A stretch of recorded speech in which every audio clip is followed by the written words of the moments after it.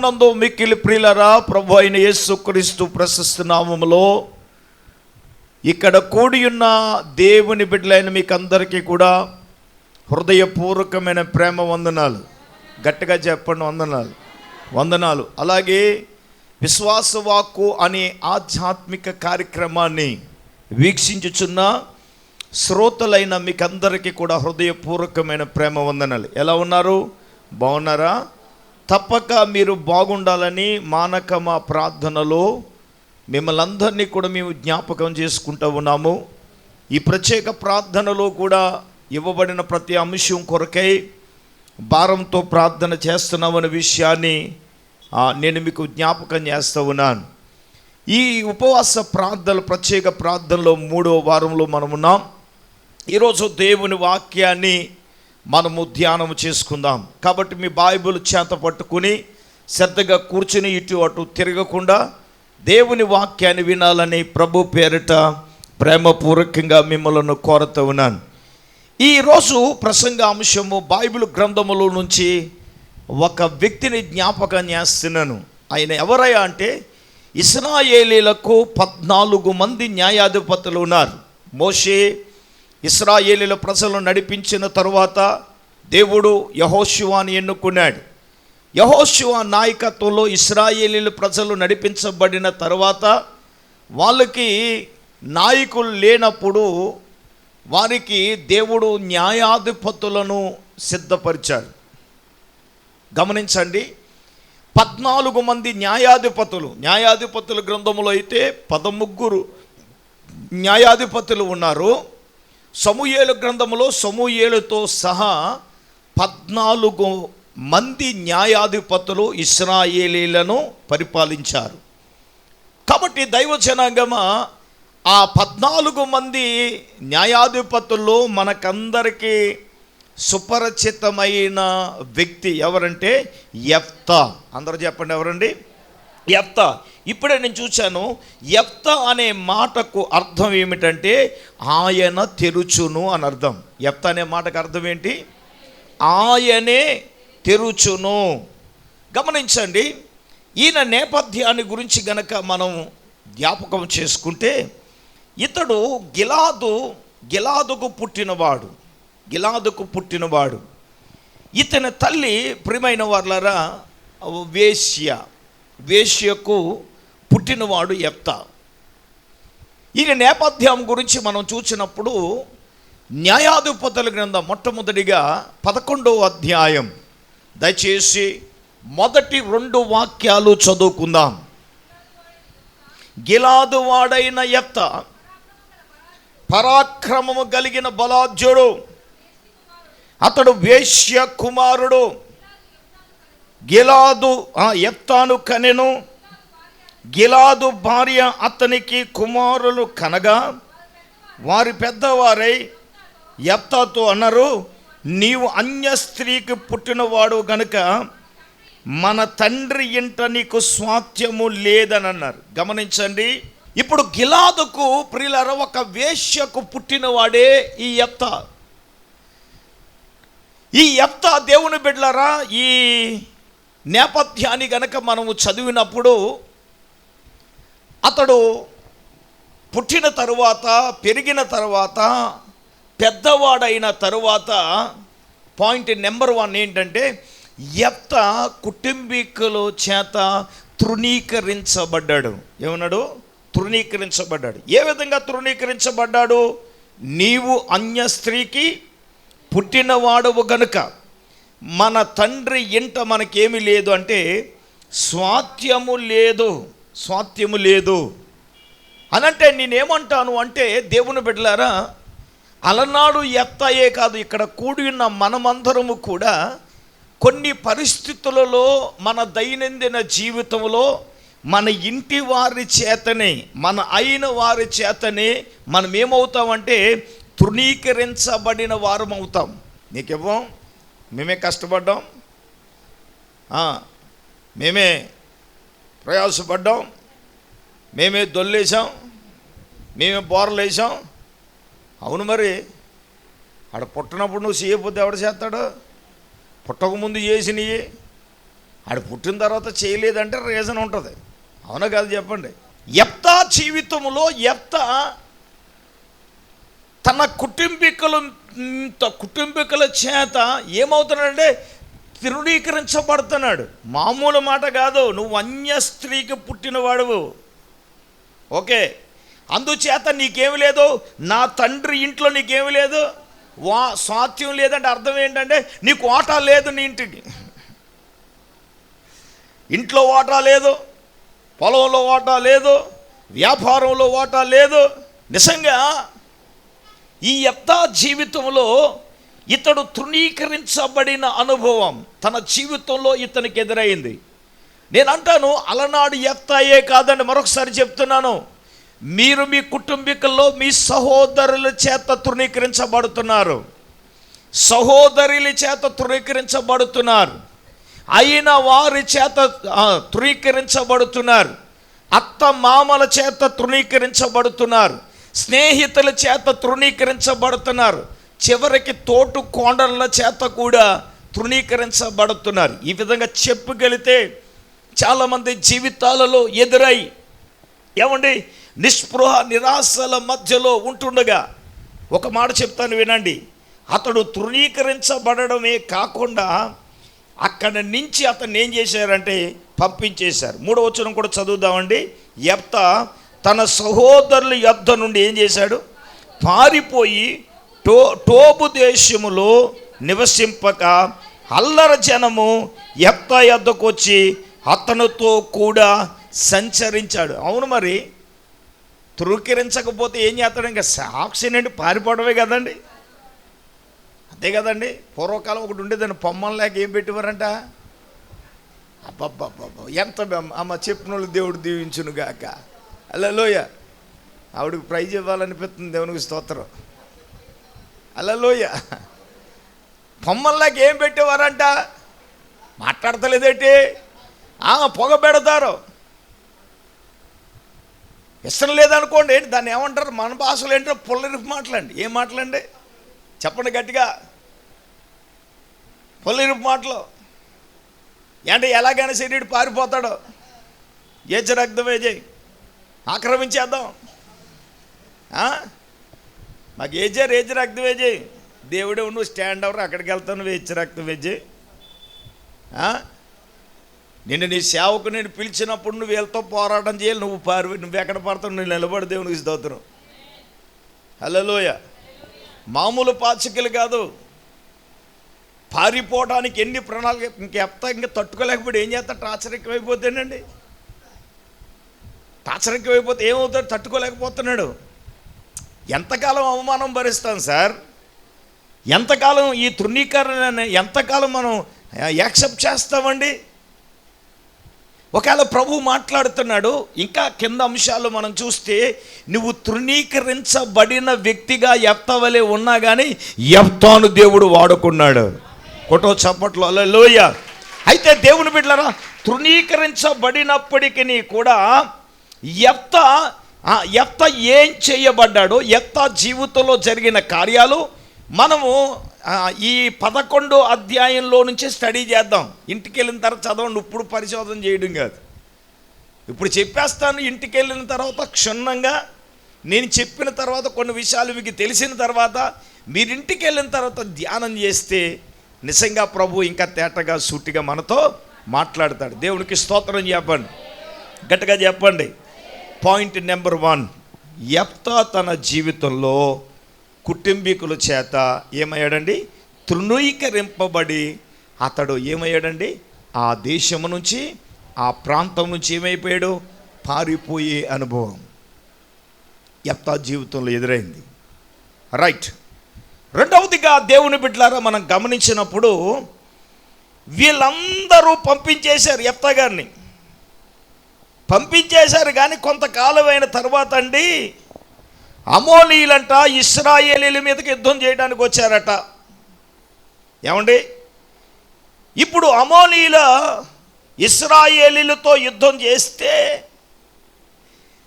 ఇది చేయడానికి వీళ్ళకి ఎంత దమ్ము ధైర్యం లేదండి. అమోనీయులేమో యుద్ధానికి వచ్చేశారు. ఒక మాట చెప్పనా, మనిషి వ్యక్తి ఉన్నప్పుడు విలువ తెలియదంట. అవునా కాదు చెప్పండి? దూరం వెళ్ళిపోయిన తర్వాత తెలుస్తుంది. యెఫ్తా గారు అక్కడి నుంచి పారిపోయి టోబియా దేశానికి వెళ్ళిన తర్వాత కొన్నాళ్ళ తర్వాత ఇశ్రాయేలీల మీదకి అమోనీలు అనేవారు దండెత్తుకొస్తే ఈ అమోనీలు ఇశ్రాయేలీలతో యుద్ధం చేయగా అమోనీయులు ఇశ్రాయేలీలతో యుద్ధం చేసినందున ఇప్పుడు ఈ గిలాదు పెద్దలందరూ పంపించేసిన పెద్ద మనుషులందరూ రెండవదిగా ప్రియులారా వాణ్ణి ఆహ్వానిస్తున్నారు. ఎవరిని చెప్పండమ్మా? తృణీకరించబడిన రాయి మూలకే ఏమా తలరాయి కదా. ఎవరిని తృణీకరించబడి ఎవరినైతే పంపించేశారో, ఒరే నీకు ఆస్తి లేదురా, నీకు స్వాస్థ్యం లేదురా, నువ్వు పనికిరాడురా అని పంపించేశారుగా. రెండవదిగా మనం గమనించినప్పుడు అమ్మ 6 నుంచి 8 వచనాల వరకున్న భాగం చదువురా తల్లి. గిలాదు పెద్దలు టోబు దేశములున్న యెఫ్తాను రప్పించుటకు పోయి, నీవు వచ్చి మాకు అధిపతిగా ఉండు, అప్పుడు మనము అమోనీయులతో యుద్ధము చేయదుమని యెఫ్తాతో చెప్పగా, అందుకు యెఫ్తా అన్నాడు, మీరు నా యందు పగబట్టేసి నా తండ్రి ఇంటి నుంచి నన్ను ఏం చేశారు? తోలేశారు. రైట్. ఇప్పుడు మీకు కలిగిన శ్రమలో మీరు నా యొద్దకు రానేలా అని గిలాదు పెద్దలతో ఒకసారి ఆగుదావు తల్లి, తర్వాత చదివి కానీ నెక్స్ట్ వచ్చిన మరి. అవును కదా మరి. ఇప్పుడు ఈయనకి అవసరం లేదని అక్కడ ఆయన యెఫ్తా మాట ఏంటంటే, నా ఇంటి నుంచి నన్ను తోలేశారు, నీకు స్వాస్థ్యం లేదో, నువ్వెందుకు పనికి మాలలో అని రిజెక్ట్ చేశాడు. నేనేమంటానంటే పనికి మాలోడే పనికి వస్తాడు. దేవునికి స్తోత్రం, హల్లెలూయా. నిషేధించబడిన రాయి ఏడు చెప్పండి? మూలకు తలరాయి. ఆమేన్. ఇప్పుడు నీవు మనుషులకు తృణీకారమైన వ్యక్తిగా నీవు ఉంటావు. ఇప్పుడు అవసరం లేనట్టుగానే నేను మాట్లాడతారు, అవసరం లేని దానిగా నేను చూస్తారు, అవసరం లేనివాడిగా నేను చూస్తారు. అవసరం లేదు, నువ్వు మాకు అక్కర్లేదని, కానీ నువ్వే ఆ వ్యక్తిగా అవసరం. ఆమేన్.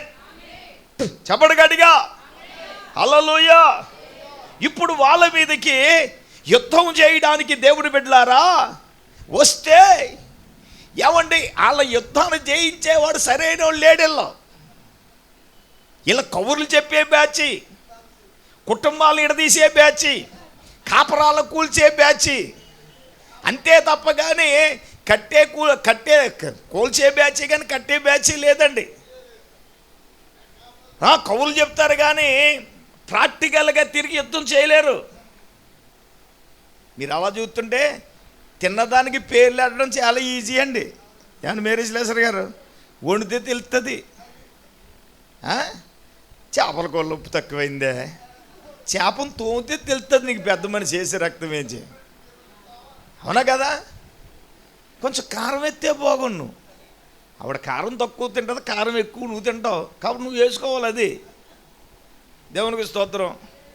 అంతే కదా మరి. మేము ఉప్పు తక్కువ తింటాం, నీకు ఉప్పు కావాలితే వేసుకోవాలి, అంతేగాని ఆవిడ వంటడం చేత కాదు, ఉప్పు వేయడం చేత కాదు. స్తోత్రం చెప్పండి అందరూ, హల్లెలూయా. ఇప్పుడు వాళ్ళ మీదకి యుద్ధం చేయడానికి వస్తే వెళ్ళే మగాడు లేరు. ఇప్పుడు ఎవడొచ్చాడు? ఎవరినైతే తృణీకరింపబడి పారిపోయేటట్టుగా చేసి ఇంటి నుంచి తోలేసి పంపేస్తే ఇప్పుడు వీళ్ళ దగ్గరకు వస్తే ఏమంటే యెఫ్తా అంటున్నాడు, రే మీరు నా యందు పగబట్టి ఏం పట్టేశారండి? పగబట్టి నా తండ్రి ఇంటి నుంచి మీరు ఏం చేశారు? తోలివేశారు. అబ్బే నువ్వు ఉండటానికి లేదు. తోలేశాడు కాబట్టి పారిపోయి ఏదో పరాయిదే టోబు అనే దేశంలో ఉన్నాడు. అక్కడికి వెళ్తే అల్లరి ముఖంతా ఈయన దగ్గరకు వచ్చేసారు. స్తోత్రం చెప్పండి, హల్లెలూయా. మనవాడు ఎవడో మామూలుడు కాదు. ఇందాక చదివాం, యెఫ్తా ఎవడండి? పరాక్రమం కలిగిన, చెప్పండి గట్టిగా, పరాక్రమం కలిగిన బలాఢ్యుడు. ఎవడవసరాన్ని ఈడికి ఉంది కానీ ఈడ అవసరం ఎవరికి లేదు. ఆమేన్. నీ అవసరం అందరికి ఉంటుంది కానీ నువ్వు నీ అవసరమే కావాలా.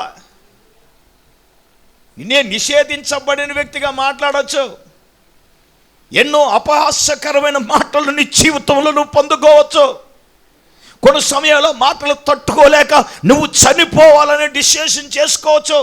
ఎందుకు నా జీవితం, ఎందుకు నా బ్రతుకు, ఎందుకు నా ఈ బతుకు, ఎందుకు బతికే దానికంటే చచ్చిపోయి మెరుగు అనుకోవచ్చు. దైవ జనాంగమా, దేవుని బిడ్డలారా, ఈ తృణీకరించబడిన పెద్దలే యెఫ్తా దగ్గరికి వెళ్ళి అంటున్నారు, అయ్యా నీవు మాకు నాయకుడిగా ఉండాలా, నీవు మాకు ఎలాగుండాలి, అధిపతిగా ఉండాలంటే మంచి బెమ్మనంగా కేకేశారు సార్ అని వచ్చేసాడమ్మ యెఫ్తా. రాలేదు, హల్లెలూయా, రాలేదు. మరి ఒక మాట చెప్పనా, అప్పుడు వాళ్ళకి అవకాశం వచ్చింది, అక్కడి నుంచి అన్నీ పంపించేశారు. ఇప్పుడు చెప్పండి, ఇప్పుడు ఎవరికి వచ్చింది రా? యెఫ్తాకు వచ్చింది అవకాశం. దేవునికి స్తోత్రం. చెలరేగిపోతున్నాడు. హల్లెలూయా. ఎరా మీరు మమ్మల్ని నా మీద పగబట్టి నా తండ్రి ఇంటి నుంచి పంపించేశారు అంటలేదు.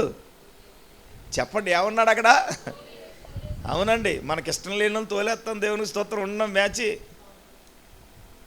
చెప్పమంటారా? ఎవరన్నా మనకి ఇష్టం లేని ఉన్నారనుకో, చూడవే ఎవడో పిలుతున్నారు వెళ్ళి అలాగని అంటారు, వేసి రక్తం వేసి. మనం ఏ పని అదే. దేవునికి స్తోత్రం. అలా చూడకండి. హల్లెలూయా.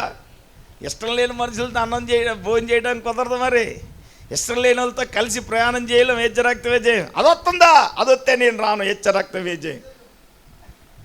ఈ ఉన్న వాళ్ళు కొట్టుకు చావాలి. హెచ్చ రక్తం వేజేయి. పోనీ అలా కాదని వీళ్ళిద్దరిని వదిలేసి వెళ్ళగలితే అంత దమ్ము వీళ్ళిద్దరు బతకనివ్వరు. కుడి వైపున ఒకళ్ళు, ఎడమ పోయిన ఒకళ్ళు. పోనీ అలాగని మానేద్దామంటే అయ్యి బాబు చెప్పండి అమ్మా, అది మానలేవు. మనుషులు నిన్ను తృణీకరించినా కానీ నా దేవుడు నిన్ను తృణీకరించలేదు. ఆమేన్. మనుషులకు నువ్వు పనికి మాలిన వ్యక్తిగా ఉండవచ్చు, కానీ దేవుని దృష్టిలో నువ్వు పనికొచ్చే వ్యక్తిగా దేవుడు ఉంటావు. ఆమేన్. ఇంకో మాట చెప్తాను, ఎవరు పనికిరాలుగా తృణీకరించి పంపించేశారో ఇప్పుడే వాళ్ళనే నీ కాళ్ళ దగ్గర చూడండి. యెఫ్తా వాళ్ళ కాళ్ళ దగ్గరికి వెళ్ళలేదు. ఏమా ఆ పెద్దలే ఎవరి దగ్గరకు వచ్చారు? అది నీ కాళ్ళ దగ్గర తీసుకొస్తాడు. దేవునికి స్తోత్రం. అదే నువ్వు ఎవరి దగ్గరికి వెళ్ళవలసిన అవసరం లేదు, ఏ పెద్దల దగ్గరికి తిరగవలసిన అవసరం లేదు. నువ్వు దేవుని దగ్గర ప్రార్థన చేస్తే, నువ్వు దేవుని కొరకు నిలబడితే వాళ్ళనే దేవుడు నీ దగ్గరకు తీసుకొస్తాడు. ఇప్పుడు తీసుకొస్తే ఏమన్నారు? రే మీరు నా తండ్రిని మీరేం చేశారు? నన్ను తోలేశారు కదా. ఇప్పుడు మీకు కలిగిన శ్రమలో మీరు నా యొద్దకు రమ్మంటున్నారు. మీరు ఇప్పుడు మీ శ్రమలో ఇప్పుడు మీకేం కలిగింది? శ్రమ కలిగింది. ఇప్పుడు ఈ శ్రమలలో మీరు నా యొద్దకు రానేలా? మామూలుగా కాదు, మామూలుగా పెడతలేదు, గడ్డి వేసి రక్తం వేసి. ఇప్పుడు మీకు శ్రమ వచ్చిందని మీరు నా యొద్దకు రానేలా? నా యొద్ద నేను ఏమంటానంటే బాటా చెప్పుతో కొట్టినట్టు ఇది వేసి రక్తం వేసి, అంతే కదా. మరి పెద్దల్ని ఇప్పుడు మీకు శ్రమ వచ్చిందని నా యొద్దకు ఎందుకు వచ్చారు మీరు అంటే దాని అర్థం ఏంటి? ఎరా అప్పుడు పనికిరాదని నువ్వు పంపించేసావు, ఇప్పుడు నేను దాని భావం అదే. దేవునికి స్తోత్రం కలుగును గాక. అప్పుడు నువ్వు పనికిరాదని నువ్వేం చేసావు? పంపేశావా? ఇప్పుడు మీకు శ్రమ వచ్చింది కాబట్టి నేను పనికొచ్చేవాడు ఆయన, మీరు నా యొద్దకు ఎందుకు వచ్చారు అని అనగానే ఆ గిలాదు పెద్దలతో చెప్పాడండి. 8వ వచనం చదువు తల్లి. అప్పుడు గిలాదు పెద్దలు, అందుచేతనే మేము నీ యొద్దకు మళ్ళీ వచ్చింది. దేవునికి స్తోత్రం. హల్లెలూయా. ఎందుచేతన వచ్చాం? ఒరే మేమందరం పేరుకి మాట్లాడతాం, పోటీగాలవే కానీ మేము ఏమి పని చేయలేము, మీ యుద్ధం చేయలేము, అంతే కదా. మరి మా వల్ల కాదు. యుద్ధం చేయాలంటే నీవే ఉండాలి. ఆమేన్. యుద్ధం చేయగలిగిన బలాఢ్యుడవు నీవే, అద్భుతాలు చేయగలిగిన బలాఢ్యుడవు నీవే. అరే బాబు మా వల్ల కాదు, అది నీ వల్లే. కాబట్టి ఈ పెద్దలు ఏమన్నారు? అందుచేతనే మేము నీ యొద్దకు మళ్ళీ వచ్చాం. ఆమేన్, ఆమేన్. చెప్పండి గట్టిగా, హల్లెలూయా, హల్లెలూయా. ఇప్పుడు దేవుని బిడ్డలారా, వీళ్ళందరూ వచ్చి ఏం చేస్తున్నారు తెలుసా? నువ్వే నాయకుడిగా ఉండాలి, నువ్వే అధిపతిగా ఉండాలి. ఇప్పుడు చెప్పండి, వాళ్ళందరూ కూడా ఈయన ఏం చేస్తున్నారు? ఆహ్వానిస్తున్నారు. ఇప్పుడు నీవు మాతో కూడా వచ్చి అమ్మోనీయులతో యుద్ధం చేసిన ఎడల గిలాదు నివాసులమై మా అందరి మీద నీవు అధికారివై ఉందువని యెఫ్తాతో అన్నారు. దేవునికి స్తోత్రం చెప్పండి గట్టిగా. హల్లెలూయా. ఇప్పుడు ఎత్త ఏమన్నాడు? అందుకు ఎత్త 9వ వచనం కూడా చదువు. అందుకు ఎత్త, అమోనీయులతో యుద్ధం చేయుటకు మీరు నన్ను గిలాదుకు తిరిగి తీసుకుని పోయిన మీదట యెహోవా వారిని మా చేతికి అప్పగించిన ఎడల నేనే మీకు ప్రధాన నగుదున అని గిలాదు పెద్దలను అడగగా, గిలాదు పెద్దలు నిశ్చయముగా మేము నీ మాట చొప్పునే చేయుదుము, యెహోవా మన ఉభయుల మధ్యన సాక్షిగా ఉన్నాడని యెఫ్తాతో అన్నారు. గట్టిగా దేవుని స్తోత్రం చెప్పండి, గట్టిగా చెప్పండి హల్లెలూయా. ఒకటి, యెఫ్తా తృణీకరించబడిన వాడిగా ఉన్నాడు. 2, తృణీకరించబడిన యెఫ్తా ఎవరి చేత తృణీకరించబడ్డారో వాళ్ళే వెళ్ళి బ్రతిములాడి, నీవే మా మీద ఎలాగుండాలి, అధిపతిగా ఉండాలి, నాయకుడిగా ఉండాలి, నా ఇంటికి యజమానిగా నీవు ఉండాలి, అన్ని పనులు నువ్వే చూసుకోవాలి, మేము అలాగే ఉంటాం పేరుకి. దైవజనంగా మా దేవుని బిడ్డలారా, పరిశుద్ధాత్మ దేవుడే ఈ అభిషేక ఆరాధనలో ప్రభు మాట్లాడుతూ ఉన్నాడు. ఎవరైతే నిన్ను తృణీకరించారో వాళ్ళనే దేవుడు నీ దగ్గరకు తీసుకొస్తాడని పరిశుద్ధాత్మ దేవుడు చెప్పమంటున్నాడు. ఆమేన్, ఆమేన్. ఇప్పుడు దేవుని బిడ్డలారా, కన్ఫర్మేషన్ తీసుకుంటున్నాడు, కన్ఫర్మ్ చేసుకుంటున్నాడు. ఎవరు? యెఫ్తా గారు.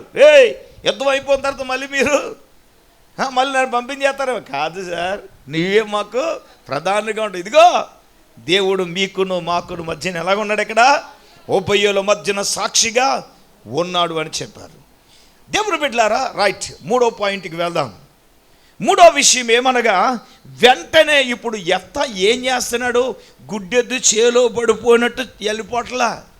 ఏం చేస్తున్నాడంటే, ఇప్పుడు 11వ వచనాన్ని చదువుదాం. కాబట్టి యెఫ్తా గిలాదు పెద్దలతో కూడా పోయినప్పుడు జనులు తమ ప్రధానులుగాను అధిపతులుగా అతను నియమించుకొనిరి. అప్పుడు యెఫ్తా మిస్పాలో ఉన్న యెహోవా సన్నిధికి వెళ్ళి తన సంగతంతా దేవునికి చెప్తున్నాడు. దేవునికి స్తోత్రం. పాయింట్ నెంబర్ 3, యెఫ్తా మిస్పాలు దేవుని సన్నిధిలో ప్రార్థన చేస్తున్నాడు. ఏం చేస్తున్నాడు? చెప్పండి గట్టిగా. ఇప్పుడు ఏం చేస్తున్నాడండి? 3వదిగా దేవుని సన్నిధిలో ప్రార్థన చేస్తున్నాడు, దేవుని దగ్గర అడుగుతున్నాడు. యెహోవా సన్నిధిని తన సంగతంతా దేవునికి వినిపించాడు. అవునండి, నేను అంటున్నాను, ఈ కూటాలు ఎందుకంటే వాక్యం ఏదో చెప్పాలి, కానీ ఎక్కువ సమయం మనం దేనికి గిరాటేస్తున్నాం? మన అన్ని దేవునికి చెప్పుకోవడానికి. ప్రార్థనలో మన పరిస్థితులన్నీ కూడా దేవుని దగ్గర చెప్పుకోవడానికి, కాలక్షేపానికో ఏదో ఆశ్చర్యబద్ధకంగా కాదు. ఇది మన ప్రతి బాధ, మన ప్రతి కష్టం మనం ఎవరికి చెప్పుకోవాలంటే ఖచ్చితంగా మనము దేవునికి చెప్పుకోవాలి. ఆమేన్. అంటే దేవుని బ్రతిమాలుకోవాలి. ఏదో వాళ్ళు రమ్మన్నారని పొమ్మన్నారని పోయి రమ్మన్నాడని వచ్చేలా ఇతనికి ఒక క్లారిటీ ఉంది. ఇతనిని పెద్దగా నియమించినా కానీ ఇప్పుడు ఎక్కడికి వెళ్ళాడండి? మిస్పాలో ఏముంది? దేవుని సన్నిధి ఉంది. మిస్పాలో ఏముందండి? దేవుని సన్నిధి ఉంది. ఆ దేవుని సన్నిధిలో అతడు ఏం చేస్తున్నాడు అంటే, చూడండి, యెహోవా సన్నిధిని తన సంగతంతా దేవునికి వినిపిస్తున్నాడు. ఆమేన్. నేను అడుగుతున్నాను, ఎప్పుడైనా నీ సంగతంతా దేవునికి వినిపించావా? ఇలాగ అన్నానని కాదు, మన సంగతి అంతా ఇతరులకు బాగా వినిపిస్తాం. వేసి రక్తం వేసి గంటల దగ్గర కూర్చోబెట్టి అరుగైనా అరిగిపోవాలి, కానీ ఏమాయ్ వాళ్ళకి వినిపిస్తాం, కానీ దేవునికి ఎప్పుడైనా వినిపించావు మన సంగతి? వాళ్ళ చూస్తున్నారంటమ్మా, మన బాధలు ఎప్పుడైనా దేవునికి చెప్పుకున్నావా? చెప్పండి. ఏమా మనుషులు చెప్తారు కానీ దేవునికి చెప్తారా? అంత టైం స్పెండ్ చేస్తారమ్మా? చేయరు. నేను అడుగుతున్నాను, ఎప్పుడైనా మనం దేవునికి చెప్పామా? అయ్యో వాళ్ళ చూస్తారండి. మనుషులకి చెప్తాం కదా A to Z, కానీ దేవునికి ఎప్పుడైనా చెప్పామా? ఎందుకంటే కొంచెం డెప్త్కి వెళ్తే ఇందులో కూడా జాతకాలు బయటకు వచ్చేస్తే దేవునికి స్తోత్రం. అంటే మనుషులు చెప్పడం గరం మసాలా కలుపుతాం దేవునికి స్తోత్రం. ఏంటి చెప్పిన గరం మసాలా ఏంటి చెప్పిన రాజేశ్వరి? ఉన్నది లేనిది చెప్పండి, ఉన్నది లేనిది. మరి దేవుని దగ్గర కలపటానికి ఉన్నది వేసి రక్తం వేసి దేవుని దగ్గర ఉన్నదే ఉన్నట్టుగా సూటుగా చెప్పాలి. ఆమేన్. దేవుని దగ్గర గరం మసాలా పనికిరావు. దేవుడి దగ్గర ఉన్నది ఉన్నట్లుగా నీ బాధ దేవునికి చెప్పుకోవాలి, నీ కష్టము చెప్పుకోవాలి, నీ నింద చెప్పుకోవాలి, నీ అవమానం చెప్పుకోవాలి. నువ్వు ఏం చేయబోతున్నావు దేవునికి చెప్పాలి, దేవుని దగ్గర అడగాలి కూడా. ఏమన్నా అడగాలక్కర్లేదా? అడగాలి. ఆమేన్, ఆమేన్. మన సంగతి అంతా ఎవరికి చెప్పుకోవాలి? దేవునికి చెప్పే ప్రాసెస్లో మనది ఉన్నట్లుగా దేవునికి చెప్పుకోవాలి. దేవునికి చెప్పుకున్నప్పుడు దేవుడు ఏం చేయాలో దేవుడు చెప్తాడు. ఆమేన్, ఆమేన్. దేవుడు ఏం చేయాలో దేవుడు చెప్తాడు. మనం చెప్పుకుంటే మనం చెప్పిన దానికి దేవుడు పరిష్కారం చెప్పండి అమ్మా. మనం చెప్పేదానికి దేవుడు ఏమిస్తాడు? మనం దేవునికి చెప్పేసి దేవుడు చెప్పింది మనం అనుకున్న చేసేయడం కాదు. నేను చెప్పే అత్యంత కీలకమైన పాయింట్ ఏంటంటే, దేవునికి చెప్పిన తర్వాత దేవుడు ఏం చెబుతాడో దానిని మనం చేయాలి. అందులో ఇంకా మనం వెనకంచు వేయడానికి వీలేదు. ఈ యెఫ్తా మూడవదిగా మనకు నేర్పించేది ఏంటంటే, తనకున్నదంతా దేవుని సన్నిధిలోకి వెళ్ళి దేవునితో ఏం చేస్తున్నాడో ప్రార్థిస్తున్నాడు కదండి. యెఫ్తాలో దేవుని సన్నిధి ఉంది. తన బాధ అంతా, తన కష్టం అంతా, తన ఇబ్బంది అంతా కూడా అతడు ఎవరికి చెప్పుకుంటున్నాడు? ప్రార్థన ద్వారా దేవునికి చెప్పుకుంటున్నాడు. అవునమ్మా. ఇక్కడున్న మనం అందరం కూడా ఎవరైనా నూతన వైరమైన ఏదైనా కానీ మన బాధ ఏంటో, మన కష్టం ఏంటో, మన ఇబ్బంది ఏంటో మనం దేవుని దగ్గర చెప్పాలి, దేవుని దగ్గర అంగలార్చాలి, దేవుని దగ్గర రోధించాలి, దేవుని దగ్గర మొరపెట్టాలి. అలా చేయాలి. యెఫ్తా కూడా అదే చేస్తున్నాడు. సరే, నాలుగవదిగా మనం చూసినప్పుడు ఇతడు దేవుని దగ్గర చెప్పిన తర్వాత ఇప్పుడు వీళ్ళని ఎందుకు తీసుకొచ్చాడా అంటే, అమోనీయులతో యుద్ధము చేయడానికి తీసుకొచ్చారు. ఏదో నేను దేవుని దగ్గర చెప్పేశాను, దేవుని దగ్గర చేసేసాను అని ఎలా పడితే అలా వెళ్ళిపోవట్లేదండి. గుడ్డెది చేలో పడిపోయినట్టుగా వెళ్ళట్లేదు. అమ్మ వినాలి.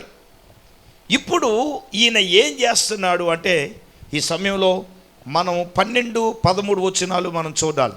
ఇతను తొందర పట్ల ఏం చేస్తున్నాడు? యెఫ్తా అమోనీల రాజునొద్దకు దూతలను పంపి, నాకును మీకును మధ్యన ఏమి జరుగునందున నీవు నా దేశం మీదకి యుద్ధమునకు వచ్చుచున్నావని అడగగా, అమోనీయుల రాజు ఇశ్రాయేలీలు ఐగుప్తులో నుండి వచ్చినప్పుడు అర్నోను మొదలుకొని యబ్బేకు వరకు, యోర్దాను వరకు,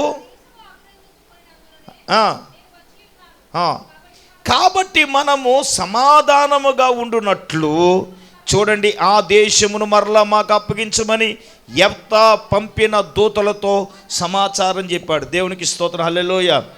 ఇక్కడ ఏం కనపడుతుందంటే, యెఫ్తా సమాధానంగా ఉండుటకు తన శత్రువులకు ఏం పంపించాడంటే? సమాచారం. ఆమేన్, ఆమేన్.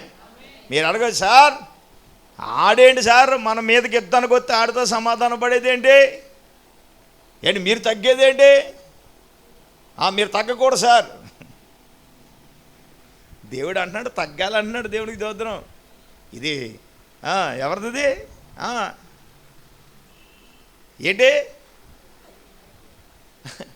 హలో, దేవుడు అలాగంటలేదు. నువ్వేమవాలి? ఆడ తగ్గకూడదంటే దేవుడు ఏమంటున్నాడు చెప్పాలి. అబ్బాయి నేను తగ్గను. మా అమ్మగారు ఏంటనుకుంటున్నావు? కోటీశ్వర్లు. దేవునికి స్తోత్రం. నేనెందుకు తగ్గాలి? మా అత్తగారే తగ్గాలి. ఎవరు తగ్గాలి? దేవునికి స్తోత్రం. ఎవరు తగ్గాలి? మా అత్తగారు తగ్గాలి. నేను తగ్గను. ఆశగారు మీరు ఈ దాంట్లో మాట్లాడకండి. ఇచ్చి రక్తం వేచి మళ్ళీ నన్ను కూడా ఎంటర్ చేస్తారు ఏంటి? ఇచ్చి రక్తం వేచి ఇంక నువ్వు ఫిక్స్ అయిపోయిన తర్వాత నేను ఎందుకు ఎంటర్ అవుతాను? మీరు మాట్లాడకండి. ఒక ఆవిడ అందలేండి, మనోళ్ళు కాదు, ఒక చోట. దేవునికి స్తోత్రం. ఎవరంటావు ఇంజనీర్లాగా ఆలోచించకండి. మన వాళ్ళు అందరూ మంచోళ్ళు. హల్లెలూయా. తగ్గకూడదు. మరి దేవుని దగ్గర ప్రార్థన చేసినప్పుడు ఈయన నేనేమంటానంటే తగ్గే సమాధానంతో సమాచారం పంపించాడు. ఎవరికండి? అమోనీయుల రాజుకి. అక్కడే రాయబడి ఉంది ఏమని అనంటే సమాధానం. ఆమేన్, ఆమేన్. కాబట్టి మనము సమాధానంగా ఉండునట్లు ఆ దేశమును మరలా మాకు అప్పగించమని యెఫ్తా పంపిన దూతలతో సమాచారము చెప్పాడు. దేవునికి స్తోత్రం. చెప్పండి గట్టిగా హల్లెలూయా. నేనేమంటానంటే సమాధానంగా ఉండునట్లు శత్రువులకు సమాచారం పంపాడు. తొందరపడలేదు. ఎరా మాతో యుద్ధానికి వస్తావుగా, నేను బలాఢ్యుణ్ణి, పరాక్రమం బలాఢ్యుణ్ణి వెళ్ళిపోయాడండి. వెళ్ళలేదు. ముందేం చేశాడు? మిస్పాలో దేవుని సన్నిధిలో ఏం చేశాడు? ప్రార్థన చేశాడు. పాయింట్ నెంబర్ 2 ఏంటంటే అతడు సమాధానం. నాకు నచ్చిన మాట అండి. ఏంటండి?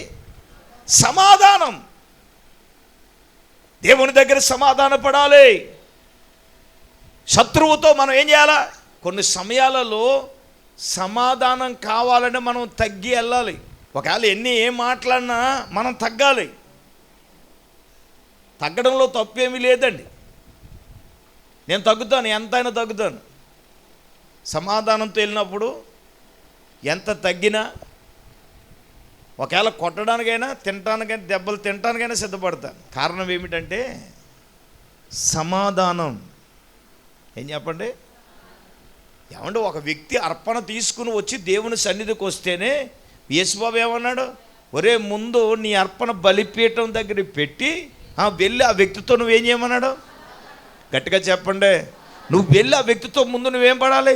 సమాధాన పడి నువ్వు వచ్చి తిరిగి వస్తేనే మీ ప్రార్థన నేను ఆలకిస్తానని దేవుడు చెప్పాడు. అంతే కదండి. ఒరే అసమాధానంగా ఉండు, నువ్వు అర్పణ తెస్తే నేను అంగీకరిస్తానన్నాడు దేవుడు. అంగీకరిస్తానన్నాడు దేవుడు. నేను అంగీకరించానన్నాడు దేవుడు. వెళ్ళి ఆ వ్యక్తితో నువ్వు ముందు ఏం పడు? నువ్వు సమాధాన పడరా. నీ భర్తతో నువ్వేం పడాలి? సమాధాన పడాలి. నీ భర్తతో నువ్వేం పడాలండి? సమాధాన పడాలి. సమాధాన పడి నీ వచ్చి తిరిగి రావాలి. నీ తోటి సహోదరుతో సమాధాన పడాలి. నీ అత్తతో నువ్వేం పడాలి? నేను అంటాను, సమాధానం లేకుండా నువ్వు వచ్చి ఎంత ప్రార్థన చేసినా దేవుడు నీ ప్రార్థన వినడో. సమాధానం లేకుండా నువ్వు వచ్చి నువ్వు ఎంత కన్నీళ్ళు కార్చినా, ఇంకో మాట చెప్తాను, నువ్వు ఎంత ఉపవాసం ఉన్నా ఏమి, ఒకవేళ నువ్వు ఎవరితో అసమాధానంగా ఉంటే ఈ వాక్యం విన్న తర్వాత వెళ్ళి ఆ వ్యక్తితో నువ్వేం పడాలి? తగ్గు. నేను అన్నే మాట్లాడచ్చు. యేసుప్రభువే తగ్గలేదా మన కోసం? చెప్పండి, తగ్గాడే లేదా? తనను తాను తగ్గించుకున్నాడా లేదా? తనను తాను తగ్గించుకొని దాసుని రూపము ధరించి తనను తానే రిక్తినిగా చేసుకున్నాడు. అంటే తగ్గాడు కదా. ఎవరి కోసం? మనందరి కోసం కదా. నేనంటాను సమాధానం కోసం తప్పులేదు. పెద్దలైనా మీరైనా తగ్గొచ్చు. అబ్బే యెఫ్తా పెద్దోడని వదిలేశాడా? వదల్లా, వెళ్ళాడు. సమాధానం కోసమే కదండి వర్తమానం పంపించింది. నువ్వు ఇచ్చేయి. నేను ఇక్కడ ఏమన్నానంటే తొందరపడలేదు. ఎవరన్నా ఏం తొందరపడతారు సార్? నేను పరాక్రమ బలాఢ్యుణ్ణి, నేను వీరుణ్ణి, నేను నన్ను కొట్టేయగలను నిజమే. అలాగని తొందరపడలేదు. దేవుని దగ్గరికి వెళ్ళాడు, దేవునితో చెప్పాలలా చెప్పాడు. దేవుడు బహుశా ఎవరు నువ్వు వెళ్ళి ముందు సమాధానం పంపించని దేవుడు చెప్పుకుంటుంటాడు. అందుకే సమాధానం అని వాడిని పంపిస్తే ఆడు వినలేదు సార్. హల్లెలూయా. ఆడు వినలేదు. అంటే యుద్ధానికి ఏం చేశాడు వీడు? కయ్యానికి దిగిపోయాడు. ఇంకా కయ్యానికి దిగిపోతే ఈయన ఏం చేశాడంటే, దేవుని బిడ్డలారా చూడండి 28వ వచనం, అయితే అమోనీయుల రాజు యెఫ్తాతో చెప్పిన మాటకు ఏమలేదు? ఒప్పుకోలేదు. ఏమీ లేదు. ఎవరో అమోనీయుల రాజు ఒప్పుకోలేదు. ఎవరు చెప్పిన మాటలకి? యెఫ్తా చెప్పిన మాటలకి ఏం చేయలేదు? ఒప్పుకోలేదు. ఇంకా ఒప్పుకోకపోతే ఇంకేంటి? యుద్ధమే. హల్లెలూయా. చెప్పండి, ఒప్పుకోకపోతే ఏంటి? యుద్ధమే. 5వ పాయింట్గా చూడండి 29వ వచనం. ఎప్పుడైతే ఒప్పుకోలేదో యెహోవా ఆత్మ యెఫ్తా మీదికి రాగా అతడు గిలాదులోను మనష్యలోను సంచరించుచు గిలాదు మిస్పేలో సంచరించి గిలాదు మిస్పే నుండి అమోలి యుద్ధకు సాగాడు. ఇక్కడ చూస్తే 5వదిగా యెఫ్తా యెహోవా ఆత్మచేత దేవుని ఆత్మచేత నడిపించబడినవాడు. చప్పట్లు కొట్టండి గట్టిగా, కొట్టండి గట్టిగా హల్లెలూయా. ఎందుకంటే ముందు ప్రార్థన చేశాడు, తర్వాత ఏంటంటే సమాధానంగా పంపించాడు. మరి వీడు సమాధానానికి ఒప్పుకున్నాడా? చెప్పండి. 28వ వచనంలో వాడు ఒప్పుకోలేదు. ఒప్పుకోకపోతే ఇంక యుద్ధానికి సిద్ధమేగా. నేనేమంటానంటే ఇతడు ఎలా పడితే అలా వెళ్ళిపోవట్లేదు సార్. ఇప్పుడు యెహోవా ఆత్మ ఎవరి మీదకి వచ్చిందండి? యెఫ్తా మీదకి వచ్చింది. అంటే నేనేమంటానంటే ఇతడు దేవుని ఆత్మ చేత నడిపింపబడినవాడు. Amen, amen. గుడ్డెద్దు చేలో పడిపోయినట్టు వెళ్ళట్లేదు, ప్రభు దగ్గర అడుగుతున్నాడు. నువ్వు నడిపించాలి. బైబిల్ ఏం చెప్తుంది? ఎందరూ దేవుని ఆత్మ చేత నడిపించబడతారు వారందరూ దేవునికి ఏమవుతారంట? కుమారులు కుమార్తెలు అవుతారట. దేని చేత నడిపించబడాలి? దేవుని ఆత్మ చేత నడిపించబడాలి. నేను అనే అహో ఆత్మ అంటే గర్వపు ఆత్మతో మనం నడిపింపబడకూడదు. నీ ఒంట్లో బలం ఉందని, జేబులో డబ్బులు ఉన్నాయని నేను ఇష్టం వచ్చినట్టుగా సెలరేగిపోతాను, ఇష్టం వచ్చిగా నేను చేస్తానంటే సేవకునిగా మేమో చేయకూడదు, మనమో చేయకూడదు, ఎవరో కూడా చేయకూడదు. చెప్పండి, మీరు వెనక్కి వెళ్ళండి. ఒకప్పుడు ఏమీ లేనప్పుడు నువ్వు ఎలాగున్నావు, అన్నీ ఉన్నప్పుడు నువ్వు ఎలాగున్నావు ఒకసారి టాలీ చేసుకో. దేవుని విషయంలో నువ్వు ఎలాగున్నావు, అప్పుడు ఎలా చేసేవారు, ఎలా చెందేదాను, ఎలాగ ఉండేవాడు, ఎలాగ ఉండేదానివి. ఇప్పుడు దేవుడు నిన్ను దీవించిన తర్వాత నువ్వు ఎలాగున్నావు? నేను అప్పుడప్పుడు నేను టాలీ వేసుకుంటాను. ఎందుకంటే వేసుకోవాలి ఖచ్చితంగా. నేను అలా వేసుకున్నప్పుడు నా జీవితంలో ఒక 8-9 సంవత్సరాలు నేను చాలా దేవునికి ఏమీ చేయలేదని తెలుసుకున్నాను. గమనించండి, 25 సంవత్సరాల్లో చేయలేనిది 2020 నుంచి 25 ఈ 5 ఇయర్స్లో నేను ఎన్ని చేశానో నా దేవునికి నాకు తప్ప ఉన్న వాళ్ళకి తెలియదు. Amen, amen, amen. కారణం ఏంటో చెప్పనా? కారణం ఒకటే, ఈ రోజున మనం ఎలాగున్నామంటే దేవుని బట్టే. ఆమెన్ చెప్పట్లేదండి. బ్రతికున్నామంటే దేవుని బట్టే కదండి, అవునా కాదు చెప్పండి. ఈ రోజున ఇలాగ ఆరోగ్యంగా ఉన్నామంటే దేవుని బట్టే కదండి అమ్మా, చెప్పండి రా తల్లులారా. ఇలాగ మనం క్షేమంగా ఉన్నామంటే దేవుని బట్టే కదండి. ఈ వస్త్రాన్ని కట్టుకున్నామంటే దేవుని బట్టే కదండి. ఇలా బ్రతుకున్నామంటే దేవుని బట్టే కదండి. ఆరోగ్యంగా ఉన్నామంటే దేవుని బట్టే కదండి. ఇలాగ క్షేమంగా ఉన్నామంటే దేవుని బట్టే, అన్నీ దేవుని బట్టే అని నువ్వు అంటావు. మరి దేవునికి, మరి ఆ దేవునితో నువ్వు బాధ చెప్పుకోవడానికి నీకు ఇబ్బంది ఏంటి? లాట్ ఆఫ్ సమయాన్ని, ఒక 3 గంటల సమయాన్ని మనం దేవునికి ఎందుకు ఇవ్వలేకపోతున్నాం? నేను అంటాను, మనం ఎలా పడితే అలా చేయటం కాదు. ఇప్పుడు యెఫ్తా దేవుని ఆత్మ చేత, యెహోవా ఆత్మ ఎవరి మీదకి వచ్చింది? యెఫ్తా మీదకి దిగిరాగా. ఆమేన్. ఇప్పుడు ఈ యెఫ్తా దేవుని ఆత్మ చేత నడిపించబడుతున్నాడు సార్. ఎవరి చేత అండి? దేవుని ఆత్మ చేత నడిపించబడుతున్నాడు. అంటే అర్థం ఏంటి? దేవుడు ఏం చెప్తే అది చేస్తున్నాడు సార్. ఇప్పుడు మనలో చాలామంది చేయట్లేదు. ఆమేన్. దాని కో ఆపోజిట్, మనం చెప్పేది దేవుడే చేయాలి. అది ఎప్పటికీ జరగలేంది. అది దేవుడు ఏం చెప్తాడో ఆ ప్రకారంగా మనం నడిచినప్పుడే, ఒక మాట చెప్పనా, ఒక విలువైన పాయింట్ చెప్పనా, దేవుడు చెప్పినట్టు మనం నడితే మనం చెప్పినట్టు ఆయన నడుస్తాడు. దేవుని ఆత్మ చేత మీరు నడవనప్పుడు మీరు చెప్పినట్టు ఆయన ఎందుకు నడుస్తాడు? దేవుని స్తుతించుడి ఎల్లప్పుడు. హల్లెలూయా. ఎల్లప్పుడు అంటండి మరి స్తోత్ర ప్రార్థనకి హల్లెలూయా. మళ్ళీ ఎల్లప్పుడు అంట. నేను ఎలాగే మన ఫ్లోలో పాడేసాను, అప్పుడప్పుడు అంటే అందరూ పాడేశారు. ఇక వాళ్ళు పాడేసిన మైకులు వాళ్ళకి అర్థమైందనమాట. అప్పుడప్పుడు అండి అంటున్నారు. హల్లెలూయా. ఏం పాడారు తెలుసా అండి? అప్పుడప్పుడు అంటే ఏమోనండి అయ్యారు కలిసి మీరు పాడేశారండి, మేము పాడేసామనండి. అప్పుడు ఈ లోపల పాస్టర్ గారు అన్నారు, మా ఊళ్ళో అప్పుడప్పుడు బ్యాచ్ అండి అంటున్నారా. దేవునికి స్తోత్రం. చెప్పండి గట్టిగా హల్లెలూయా. దేవుని ఆత్మచేత నడిపించబడితే, దేవుడు చెప్పినట్టు మనం చేస్తే, ఈరోజు మేమంటాం దేవుడు చెప్పాడు కాబట్టి తలొగ్గాం. దేవుడు అన్నాడు పగ తీర్చుకుంటే నా పని. దేవుని ఉగ్రతకు చోటు ఇవ్వండి, మీ శత్రువును ప్రేమించండి, ఆకలిగుంటే వానికి ఆహారం పెట్టండి, దప్పుకుంటే దాహం ఇవ్వండి, మేలు చేత కీడిని జయించండి అని ప్రభువు ఇచ్చిన మాట. ఆమేన్. ఈ రోజున మేము ఈ విధంగా ఉండడానికి గల కారణం, ప్రాణాయామం నుంచి తప్పించబడ్డానికి గల కారణం చెప్పండి. దేవుడు మనకేమైనా లోడు చేశాడా? ఒక మాట చెప్తాను వినండి. ఆ 2020 నుంచి దేవుడు ఎన్నో ఘనమైన కార్యాలు దేవుడు చేస్తున్నాడు. మనకు శక్తికి మించిన కార్యాలు మన పట్ల దేవుడు చేస్తున్నాడు.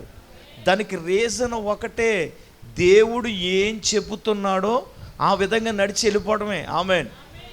ప్రతి విషయంలో కూడా దేవుడిని అడిగి దేవుడు ఏం చెబితే దేవుని ఆత్మచేత నడిపించబడే అనుభవంలోనికి మనం రావాలి. ఆమేన్.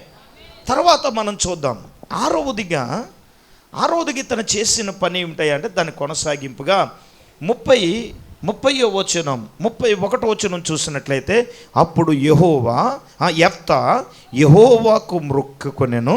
ఎట్లనగా, నీవు నా చేతికి అమోలీలు నిశ్చయముగా అప్పగించిన ఎడల నేను అమోలి యొద్ద నుండి క్షేమముగా తిరిగి వచ్చినప్పుడు నన్ను ఎదుర్కొనుటకు నా ఇంటి ద్వారము నుండి బయలుదేరి వచ్చినదేదో అది యెహోవాకు ప్రతిష్ఠమగునని మరియు దహన బలిగా దానిని అర్పించదనని. ఆరవదిగా దేవుని బిడ్డలారా, యెఫ్తా దేవునికి మొక్కుబడి చేస్తున్నాడు. ఏమంటే దేవునికి యెఫ్తాయే కాదు, మనము చేస్తాం. మన అన్ని ఆపద మొక్కులు. హల్లెలూయా. చెప్పండి, ఏమని? చేస్తే నమ్ముతాం ప్రభా. ఏంటి? ఇత్తే నమ్ముతాం ప్రభా. చేస్తే నమ్ముతాం ప్రభా. ఒత్తే నమ్ముతాం ప్రభా. ఆమేన్. ఒత్తే నమ్మటం కాదు, నువ్వు నమ్మితేనే చేస్తానన్నాడు. ఈయన మొక్కుబడి అటువంటి మొక్కుబడి కాదు, చాలా విచిత్రమైన మొక్కుబడి. నేను వెళుతున్నాను, శత్రువుతో యుద్ధం చేయబోతున్నాను, ఆ యుద్ధములో అమోలీల విషయంలో నాకు గనక నా దేవుడు జయాన్ని ఇవ్వబోతున్నాడు. ఆమేన్. అంతే కదండి. చూడండి 30వ వచనంలో ఏమన్నాడు? నీవు నా చేతికి అమోనీయులను నిశ్చయముగా నీవు ఏం చేయాలి? అప్పగిస్తే. ఆమేన్. అప్పగించిన ఎడల అంటే ఇక్కడ నేను తప్పుగా మాట్లాడతలేదు, ఇక్కడ మొక్కుబడి ఉండాలి. ఆమేన్. ఏముండాలి? నువ్వు ఆ కార్యం చేయి, నేను ఈ కార్యం చేస్తాను. ఏం చేయాలా చెప్పండి. నువ్వు కనుక నాకు కొడుకిస్తే ప్రభా, రక్షణ తీసేసుకుంటానే, బాప్తిసం తీసేసుకుంటానే. ఇచ్చాడు. ఆడు పెద్దోడు అయిపోయాడు, ఆడికి పెళ్ళిళ్ళు అయిపోయినాయి, ఆడికి కూడా పిల్లలు పుట్టేశారు. ఈ పెద్ద మనిషి గుడికి రావట్లేదు, బాప్తిసం తీసుకోవట్లేదు. ఇప్పుడు బాగానే వెళ్ళిపోతుంది. దేవునికి మాట ఇస్తే మామూలుగా ఉండదమ్మా. అది మరి దేవునికి మాట ఇస్తే, అందుకే నేను దేవునికి మధ్యన మాట్లాడట్లేదు ప్రభా, ఎందుకు మాట ఇస్తే చేసేయాలి అన్నే. హల్లెలూయా. దేవుడు నేను మాట్లాడట్లేదు, ఆయన చేయమని అన్నాడు అనుకో, చేసేయాలి. ఇప్పుడు దేవుడు నువ్వు ఇది చేయి. ఇక్కడ నేను చెప్తున్న కార్యం అవ్వలేదనే సనిగే దానికంటే నేను ఇక్కడ ఒక ఉత్తమమైన ఒక సలహా ఏమిస్తున్నానంటే, నువ్వు ప్రభా నువ్వు నాకు ఆ పని చేయాలి, ఇదిగో నేను ఈ పని చేస్తాను, నువ్వేం చేయాలా? ఇప్పుడు అన్న అడిగింది ఏంటి? నువ్వు నాకు మగ పిల్లవాడిని ఇవ్వాలి ఖచ్చితంగా. ఇస్తే ఏం చేస్తానని చెప్పింది? నేను పాలు విడిచిన వెంటనే అతడు నీకు నేనేం చేస్తాను? నీ మందిరానికి నీ సేవకు అతడు ఎవరు? ప్రతిష్ఠుడు అని మొక్కుబడి చేసింది. మన వాళ్ళు అయితే బూర్లు కూడా కడతామండి, కొడుకునిస్తే, లేదా పాటెట్టేస్తామండి, వేసి రక్తం ఇచ్చి, ఇంకంతే.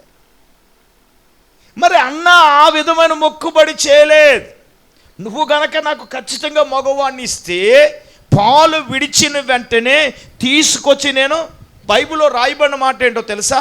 అన్న దేవునితో మొక్కుబడి చేసుకున్నట్లుగా పాలు విడిచిన వెంటనే తీసుకొచ్చి షిలోహులో దేవుని మందిరంలో మొక్కుబడి అంటే అది. ఈయన మొక్కుబడి ఏంటో చెప్తాను చూడండి. 31వ వచనంలో, నేను అమ్మోనీయుల యొద్ద నుండి క్షేమముగా తిరిగి వచ్చినప్పుడు నన్ను ఎదుర్కొనుటకు నా ఇంటి ద్వారం నుండి బయలుదేరి ఏది వచ్చునో అది యెహోవాకు. దేవునికి స్తోత్రం. చెప్పండి గట్టిగా, హల్లెలూయా. సామాన్యమైన విషయం కాదండి. యుద్ధములో జయనాదముతో ఆయన విజయోత్సవముతో తిరిగి వస్తున్నాడు. గమనించండి. ఏమండి, తిరిగి వస్తున్నప్పుడు తల్లి ఎవరు వచ్చారు అనంటే యెఫ్తా యొక్క కుమార్తె అతనికి ఎదురుగా వచ్చింది. ఎవరండి? కూతురని అనుకున్నాడు. చెప్పండి, గట్టిగా మాట్లాడండి. అవును కదా, కూతురు అనుకుంటే మొక్కుబడి చేద్దుడా? ఏదో చేద్దుడు, ఓ మేకనో ఓ గొర్రెనో వేసి అతను వేసి రక్తం వేసి అని అందుడు. అంతే కదా మరి. దేవునికి స్తోత్రం. మన వాళ్ళు ఒక్కళ్ళైనా మేకనేసి ఎడతారేమో అనుకుంటున్నాను. అటువంటి మొక్కుబడి చేయట్లేదు. దేవునికి స్తోత్రం. హల్లెలూయా. గట్టిగా చెప్పండి, చేతులెత్తి. నేను అప్పుడప్పుడు ఉపవాస కూటాలకు వేసాను, మీరే నాకు నేర్పించారు. దేవునికి స్తోత్రం. తిప్పలు పడి పాటలు పడి ఏది చేస్తుంటే ఏది రక్తం వేజే. హల్లెలూయా. దేవునికి స్తోత్రం. మరి అగస్టాలు మాట్లాడకుండా ఉంటే చేద్దురు మరి. దేవునికి స్తోత్రం. హల్లెలూయా. పోనీ అంతేగాని ఒక అరకేజీ మాంసం తెచ్చుకుంటే మనం కింద నుంచి పైదాకా చూసేస్తున్నాం. అయ్యారు ఏదో తిప్పల పాటలు పడి. నేను ఒక మాట చెప్పనా, మీరు ఎన్ని అనుకున్నా కానీ కార్యాలు ఘనంగా చేయాలని నేను అనుకుంటాను. హల్లెలూయా. అర్థమవుతుందండి? చెయ్యాలి, ఉన్నతంగా చేయాలి. దైవజనంగా మీరు గమనించాలి. అతడు కూతురు వస్తుందని అనుకోలేదు సార్. యుద్ధంలో విజయోత్సవంతో వస్తే ఎవరు ఎదురుపడ్డారు సార్ అంటే కుమార్తె ఎదురుపడ్డదండి. ఇప్పుడు చెప్పండి, ఆ స్థానంలో నువ్వు నేను మనం ఉంటే మనం ఏం చేస్తాం? ఇస్తామా? వెంటనే ప్లేట్ పిరాయించేస్తాం కదండి. హెచ్చ రక్తం వేజే వెంటనే ఏం చేద్దామండి? ప్లేట్ పిరాయించేద్దాం కదా. చెప్పండి, మనం ఏం చేద్దాం? వెంటనే మనం ప్లేట్ పిరాయించేద్దాం. యెఫ్తాలకు ప్లేట్ పిరాయించలేదు. ఏమన్నాడు అని గనక మనము అతను అనుకున్నట్టుగా మొక్కుబడి 39వ వచనంలో మనం చూస్తే, ఆ 2 నెలలైన తర్వాత ఆమె తన తండ్రి యొద్దకు తిరిగి రాగా అతడు తాను మొక్కుకున్న ప్రకారం 39వ వచనం చేశాను. దేవునికి స్తోత్రం. హల్లెలూయా. అంటే నేనేమంటానంటే యెఫ్తా తను ఎలా మొక్కుకున్నాడో అలాగేం చేశాడు? మొక్కుబడి చెల్లించేశాడు. నిజమండి. 7వ పాయింట్ చెప్పి మిమ్మల్ని ప్రార్థనలో నడిపిస్తాను. 7వది ఏంటంటే యెఫ్తా ఇశ్రాయేలీలందరినీ కూడా విడిపించాడు. 32, 33 వచనాలు. అప్పుడు యెఫ్తా అమ్మోనీయులతో యుద్ధము చేయుటకు వారి వద్దకు సాగిపోయినప్పుడు యెహోవా అతని చేతికి వారిని అప్పగించిన గనుక అతడు వారిని, అనగా అరోయేరు మొదలుకొని మిన్నెతెతుకు వచ్చే వరకు అల్బేకే రాయిము వరకు 20 పట్టణములు మరి విశేషంగా అతను చేశాను. అట్లు అమోనీయులు ఇశ్రాయేలీల ఎదుట నుండి నిలవకుండా అణిచివేయబడ్డారు. చివరికి 7వదిగా యెఫ్తా ఇశ్రాయేలీలను ఏమండి శత్రువుల చేతుల నుంచి చెప్పండి విడిపించాడు. చప్పట్లు కొట్టి దేవుని నామాన్ని గణపరచండి. అవునండి, శత్రువుల చేతిలో నుంచి వారిని విడిపించాడు. దైవ జనాంగమా, దేవుని బిడ్డలారా, ఈ సమయంలో నీవు నేను మనము గమనిద్దాం. నిజమే, యెఫ్తా అనగా ఆయన తెరిచేవాడని అర్థం. యెఫ్తా తృణీకరించబడ్డాడు. అయినా కానీ ఎవరు తృణీకరించారో వారే వచ్చి నాయకుడిగా ఉండమని తిరిగి ఆయన ఏం చేశారండి? ఆహ్వానించారు. యెఫ్తా మిస్పాలో ఏం చేశాడు? ప్రార్థన చేశాడు. 4 శత్రువులతో సమాధానంగా ఉండడానికి సమాచారం పంపించాడు. 5 దేవుని ఆత్మచేత నడిపించబడ్డాడు. 6 యెహోవాకు మొక్కుబడి చేసి అనుకున్నట్లుగా మొక్కుబడి చెల్లించాడు. 7 ఇశ్రాయేలీలను శత్రువుల చేతుల నుంచి ఏం చేశాడు? విడిపించగలిగినాడు. యెఫ్తా జీవితంలో నుంచి ప్రభు ఈ దినం నీతో నాతో మాట్లాడగా అందరూ కూడా కళ్ళు మూసుకునండి. ప్రభువా, యెఫ్తాను ఏ విధంగా నాయనా యెఫ్తా యొక్క జీవితం నుంచి మాతో మాట్లాడావు అయ్యా. మేము మనుషుల చేత తృణీకరించబడుతున్నప్పుడు అయ్యా మేము నాయనా నీకు స్తోత్రాలు. యెఫ్తా పక్షంగా ఏ విధంగా కార్యము చేశావో మా జీవితంలో నువ్వు కార్యం చేయ్యా, మా జీవితంలో అద్భుతం చేయ్యా, మా జీవితంలో ఆశ్చర్యకార్యం చేయ్యా అని నోరు తెరిచి మనము ప్రార్థన చేద్దాం. నోరు తెరిచి మనం ప్రార్థన చేద్దాం. నోరు తెరిచి ప్రార్థన చేద్దాం. ఎవరు మౌనంగా ఉండొద్దు. మరి యెఫ్తా కూడా ప్రభువా నువ్వు ఇది చేయి అని మొక్కుబడి చేశాడు. నువ్వు గనక ఈ శత్రువులు మా చేతికి అప్పగిస్తే ఇదిగో మా ఇల్లు నుండి బయలుదేరిన ఏదైనా చివరికి కుమార్తెనైనా సరే మొక్కుబడి దేవునికి చెల్లించాడు. దేవుని బిడ్డలారా, కార్యం జరగట్లేదంటే నువ్వు దేవునికి మొక్కుబడి చేశావా? దేవా నువ్వు నాకు ఈ పని చేయి, నువ్వు ఈ పని చేస్తే నేను ఈ పని చేస్తానని మనం మొక్కుబడి చేశామా? ప్రార్థన చేసుకుందాం. దైవజనురాలు పాస్టమ్ గారు మన ప్రార్థనలు నడిపిస్తారు. స్తోత్రం స్తోత్రం స్తోత్రం స్తోత్రం స్తోత్రం స్తోత్రం. పరిశుద్ధుడు తండ్రి, మహోన్నతుడా నీకు వందనాలు స్తోత్రాలు ప్రభువా.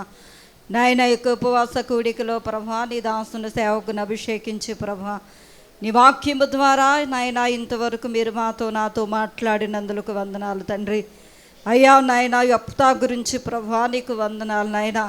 7 విషయాలు ప్రభువా నా తండ్రి మేము నేర్చుకోవడానికి అయ్యా నాయన నీవు కృప అనుగ్రహించినందుకు వందనాలు ప్రభువా స్తోత్రాలు. అయ్యా నాయన యెఫ్తా ప్రభువా తన కుటుంబీకులతో నైనా తృణీకరించబడ్డాడు ప్రభువా, త్రోసివేయబడ్డాడు తండ్రి. అయ్యా మమ్ములను ఈ లోకంలో ఎవరు త్రోసివేసినా కానీ ప్రభువా నీవు త్రోసివేసే దేవుడు కాదు. అయ్యా నా తండ్రి ఎవరైతే తృణీకరించారో మరలా ప్రభువా వారే నాయన తిరిగి నాయన యెఫ్తా యొద్దకు వెళ్ళారు తండ్రి. నీకు వందనాలు ప్రభువా. అయ్యా నాయన నీకు స్తోత్రాలు. నువ్వు మాకు కావాలని వారు కోరుకున్నారు ప్రభువా, నీకు స్తోత్రాలు. అయ్యా నాయన యెఫ్తా తన జీవితంలో నాయన నా తండ్రి తనకి కలిగినదంతా ప్రభువా అయ్యా నీ సన్నిధిలో చెప్పుకున్నాడు ప్రభువా, నీకు స్తోత్రాలు. అయ్యా నా తండ్రి నీకు స్తోత్రములు ప్రభువా. అయ్యా మనుషులతో కాదు నాయనా నీకు స్తోత్రాలు. మా సమస్యలు ప్రభువా నాయనా నీతో మేము చెప్పుకోవాలని అయ్యా నాయనా నా తండ్రి నీకు స్తోత్రాలు. నీ వాక్యము ద్వారా మీరు మాతో మాట్లాడారు తండ్రి. అయ్యా నాయనా యెఫ్తా ప్రభువా నాయనా నీకు స్తోత్రాలు. శత్రువుల యొద్ద నుండి సమాధానం కోరుకున్నాడు ప్రభువా. అయ్యా నాయనా నా తండ్రి ఎవరిని మేము శత్రువులుగా చూడకూడదు ప్రభువా. అయ్యా నాయన శత్రువైనా సరే ప్రభువా సమాధానం కోరుకోవాలని అయ్యా నీ వాక్యము ద్వారా మీరు మాకు నేర్పించారు తండ్రి. నీకు వందనాలు. అయ్యా నాయన దైవికమైన ఆత్మచేత నింపబడి అయ్యా నడిపించబడిన యెఫ్తా ప్రభువా నీకు వందనాలు. అయ్యా నాయన నీ ఆత్మతో నింపబడి ఉన్నాడు ప్రభువా. అయ్యా నాయన నీకు స్తోత్రాలు. నీ సన్నిధిలో ఉన్న మేము తండ్రి అయ్యా నీ ఆత్మచేత మేము నింపబడాలి. అయ్యా నీ ఆత్మచేత మేము నడిపించబడాలి ప్రభువా నీకు వందనాలు. అయ్యా నా తండ్రి నీకు స్తోత్రాలు నాయన. యెఫ్తా ప్రభువా నా తండ్రి యుద్ధానికి వెళ్తున్నాను నీవు నాకు విజయాన్ని అనుగ్రహించాలని ప్రభువా. అయ్యా నాయనా నీకు స్తోత్రాలు తండ్రి. నీ సన్నిధిలో మొక్కుబడి చేసుకున్నాడు ప్రభువా. అయ్యా నా తండ్రి నీకు స్తోత్రాలు ప్రభువా. అవునాయనా నా తండ్రి మా భక్తిలో ప్రభువా నాయన మా యొక్క విశ్వాస జీవితంలో ప్రభువా అయ్యా నాయన నీ సన్నిధిలో మేము మొక్కుకోవాడి ప్రభువా నీకు వందనాలు. అయ్యా నా తండ్రి నీకు స్తోత్రాలు నైనా. మొక్కుబడి చేసుకునే అనుభవం దయచేనైనా. అయ్యా నాయన నీ విధి చేస్తే మేము అది చేస్తామని ప్రభువా అయ్యా నీ సన్నిధిలో మొక్కుకోవాలని మాట్లాడావు తండ్రి నీకు వందనాలు. అయ్యా మొక్కుకుంటమే కాదు నాయన ఏదైతే మొక్కుకున్నాడో ప్రభువా మొక్కుబడి చేసుకున్నాడో తన ఇంటి ద్వారము నుండి ప్రభువా ఏదైతే మొదటిగా బయలుదేరి వస్తుందో దాన్ని నీకు అప్పగిస్తానని నువ్వు నాయన మొక్కుబడి చేసుకున్నాడు. ఎలా అయితే మొక్కుబడి చేసుకున్నాడు అలాగ ప్రభా అయ్యా నీకు చెల్లించాడు ప్రభా, నీకు వందనాలు. అలాగే నైనా శత్రువుల మీద నైనా ఇశ్రాయేలీల మీద ప్రభా అయ్యా నా తండ్రి ఇశ్రాయేలీలను ప్రభా శత్రువుల చేతిలో నుండి ప్రభా వారిని విడిపించావు తండ్రి, నీకు వందనాలు. అయ్యా నా తండ్రి నా ప్రభా మేము శత్రువుల చేతిలో నుండి విడిపించబడాలంటే అయ్యా నా ప్రభా శత్రువు నాయనా తండ్రి యుద్ధంలో మేము విజయం పొందాలంటే ప్రభా అయ్యా నీ సన్నిధిలో మొక్కుకోవాలి ప్రభా. అయ్యా నా తండ్రి నీ ఆత్మచేత నడిపించబడాలి, నీ సన్నిధిలో ప్రార్థన చేసుకోవాలి, శత్రువులతో సమాధానం కలిగి ఉండాలి. అయ్యా నా తండ్రి ఈ లోకంలో మనుషులు తృణీకరించినా కానీ ప్రభా అయ్యా నా తండ్రి నా ప్రభా నీ దృష్టిలో నాయన మేము ఏర్పరచబడిన వారం ప్రభా. అయ్యా నాయన నీవు తృణీకరించే దేవుడు కాదు ప్రభా, నీకు వందనాలు. ఈ విషయాలన్నీ మా హృదయాల్లో భద్రపరుచుకుని ప్రభా అయ్యా మమ్మల్ని మేము నీ వాక్యానికి నీ యొక్క ఉపదేశానికి అప్పగించుకుని ప్రభా వాక్యానుసారంగా జీవించడానికి బ్రతకటానికి అయ్యా ఈ ఉపవాస కూడుకొచ్చిన బిడ్డలందరినీ అలాగే విశ్వాస వాక్కు ద్వారా నీ వాక్యాన్ని వింటున్న బిడ్డలందరినీ జ్ఞాపకం చేసుకుని సమస్త ఘనత మహిమ ప్రభావాలు మీరే పొందండి. అలాగే నీ సేవకుని కూడా ఇంకా బలపరచు నీ ఆత్మచేత అభిషేకించి వాడుకుని మీరే మహిమ పొందమని యేసయ్య పరిశుద్ధ నామములో ప్రార్థన చేసి అడిగి వేడుకొంచున్నా మా పరమ తండ్రి, ఆమేన్. మన పరమ తండ్రి అయిన దేవుని ప్రేమ, మన ప్రభువును రక్షకుడైన యేసుక్రీస్తు ప్రభుల వారి యొక్క దివ్యమైన కృప, అలాగే విశ్వాస వాక్కు కార్యక్రమాన్ని ఇస్తున్న బిడ్డలెల్లరకు ఆయన కృప సదాకాలము తోడైనను గాక. ఆమేన్, ఆమేన్, ఆమేన్.